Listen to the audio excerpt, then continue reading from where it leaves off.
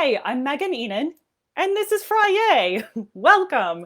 This is my weekly video series where I talk about all things music entrepreneurship, audience development, creative placemaking, and just anything that strikes my fancy. And today is fun. You've caught me in the midst of doom scrolling Hurricane Ida. So I hope that you all are doing well. If you are in the storm, please stay safe. Please get your supplies and check in with your friends and family and see how they're doing. If you're not, or whatever you're dealing with right now, I hope that you are also staying safe, happy, and healthy. So here we are. And as I like to use humor as a coping mechanism, that's what we're doing today. So I want to talk to you about doing concert promo like it's an effing hurricane. So I hope that you're enjoying this. So I'm thinking about this, and like I said, doom scrolling, binging information about a hurricane, started thinking about what if we talked about our own creative work, our own performances, as though it was a hurricane on its way, right? So it started getting me thinking about what are all of the things that happen when a hurricane's coming that helps me like be super aware of it and like I just can't turn away, right? So I want you to have the same experience with your concert promo. I don't want people to dread its arrival, but I do want them to know what's up. So so first things first, obviously, is that I want you to like start talking about it so that people know when landfall is happening, right? First things first, when is it showing up, right? We want to really get people to know.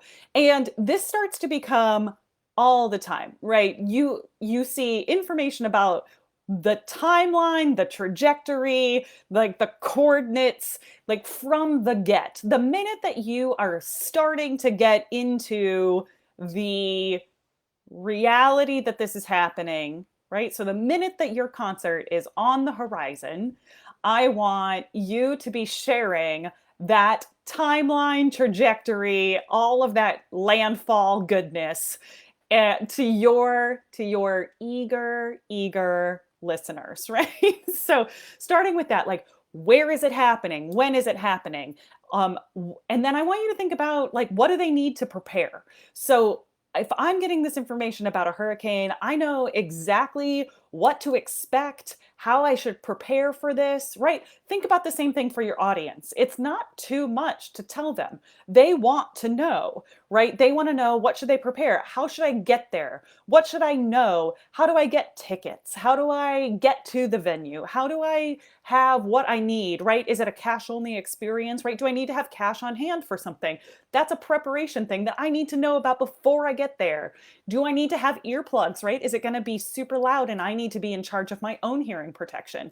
So these are things that I want you to think about is, have you asked yourself, what does my audience need to know to prepare? And how do they know what they're going to experience? So you are setting up this situation where they're going to go. Have you given them information so that they can weather, right? Well, I don't know. This is not a negative thing, but imagine that they are trying to have the best experience with what you're doing. And how are they going to be ready to engage with the art that you're making in the best possible way? How are they going to manage what they can do to uh, to absorb, to take in everything that you're doing in the best, most open way, right? Are you giving them information? Are you giving them uh, like knowledge about how, like, what might help them experience it in the way that fits them best, right? So think about all those things. So we started off talking about just like timeline, trajectory, landfall, like where the hell is it? When is it happening? All of that good stuff. And then we're talking about like, how should I prepare? What am I going to experience? And the more information, honestly, the more information that you give in these areas, the better, especially if this is an unusual experience for them. If what you're doing is so common that they could just wake up and roll into it and know exactly what's going to happen at every given moment, then fine, don't tell them. Don't give them any clues. But if you are wanting to engage new listeners, if you're wanting to engage listeners from all different types of communities and backgrounds, then give them an understanding of what they're going to experience so that they can have the best engagement with it that you want them to have, right? And then also, okay, this is where I was thinking about tell Jim Cantori, right? This is my tip for tell Jim Cantori. So the hurricane's happening and we need the people here to tell other people about it. And so this is my exhortation to you to get in touch with people who talk about these things. Get in touch with them and say, my own personal art hurricane is coming. My own personal music hurricane is coming.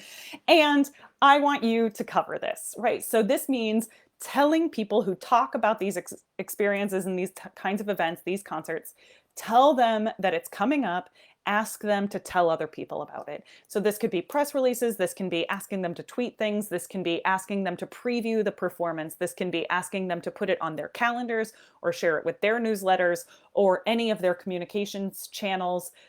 This can look like a lot of things. What I really want you to think through is who's the Jim Cantori in this situation? Who's the person who's going to help me tell other people about what's coming, right? And who's going to be able to help describe it in the way that only Jim Cantori or our, bless up our our mother of us all, Margaret Orr, like who's going to be that for you? And ask them directly to share your information and help get it in front of listeners who are going to them because they're trusted sources. Your listeners go to those people because they trust them and they don't have time to sift through all the information. They just need information that they can trust. And so it's your job to put it in those places so that the audience that they've cultivated who trusts them, therefore also finds out about your information. Okay? So So you see where I'm going with this. I want you to think through your own hurricane promo plan and ask yourself, am I doing all of these steps? Am I helping people know the timeline and the trajectory? Am I helping people know what to prepare and what to expect? Have I told my own Jim Cantoris? Have I told the people that can help me get it in front of other people? Also, build community around this aspect that you're all experiencing together. So one of the things that we all go through when we have these big storms is people connect over their shared experiences, right? And don't be afraid to share this experience, share the work that you're doing, putting into it, but then also ask your listeners to share their experience before, during, and after your event, right? Allow them to create community, create shared experience around the art that you're doing. Just think through for a second, what's a way that they could all have communication with each other? Is it through social media? Do you help people have a social experience afterwards or during the performance? All of these things are valid, but it makes us realize that we all go through this together and we're stronger for it because we have this communal experience. So those are my exhortations to you as part of this Fri-YAY to alleviate just a few 8 minutes of my own hurricane prep and doom scrolling. So divas, I love you so much. I want you to stay sparkly inside and out, and I will talk to you next week.